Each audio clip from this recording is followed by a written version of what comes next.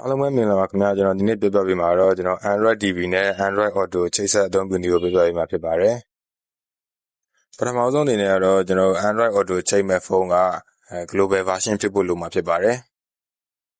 Wireless ချိတ်ဆက်မှာဖြစ်တဲ့အတွက်ကြောင့်မလို့ကျွန်တော်ဖုန်းနဲ့ Android TV ကို Bluetooth အရင်ဆုံးချိတ်ဆက်ရမှာဖြစ်ပါတယ်Bluetooth ချိတ်ပြီးဆိုရင်တော့ဒီ Android TV ထဲမှာပါတဲ့ application တွေက T-Link ဆိုတဲ့ application တွေကိုဝင်ရမှာဖြစ်ပါတယ်အခုမှပထမဆုံးအကြိမ်စချိတ်မှာဆိုလို့ရှိရင်တော့ကျွန်တော်ဖုန်းထဲမှာတောင်းတဲ့ permission တွေကိုပေးရမှာဖြစ်ပါတယ်ပြီးရင်တော့ loading ပြီးတာနဲ့ auto တန်းပြီးတော့ချိတ်ဆက်တော့မှာဖြစ်ပါတယ်ခင်ဗျာ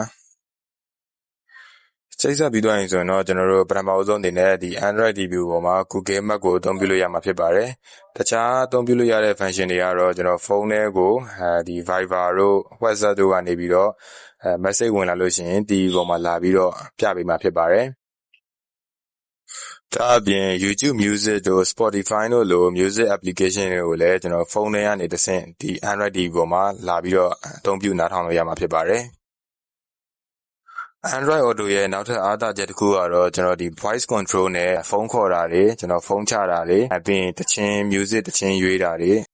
message တစ်ခုခုဝင်လာလို့ရှိရင်လည်းကျွန်တော်ဒီ voice command နဲ့ပြန်ပြီးတော့ message ပို့လို့ရမှာဖြစ်ပါတယ်ကျွန်တော်ဒီနေ့ပြပြပေးခဲ့တာကတော့ကျွန်တော် Android phone နဲ့ဒီ Android TV ကို Android Auto ချိတ်ဆက်အသုံးပြုနည်းကိုပြပြပေးခဲ့တာဖြစ်ပါတယ်Android Auto နဲ့ပတ်သက်ပြီးတော့တခြားသိချင်တာရှိရင်လည်းကျွန်တော် comment မှာလာပြီးတော့မေးသွားလို့ရပါတယ်ခင်ဗျာအားလုံးကျေးဇူးအများကြီးတင်ပါတယ်ကျွန်တော်တို့ကိုကျွန်းပါ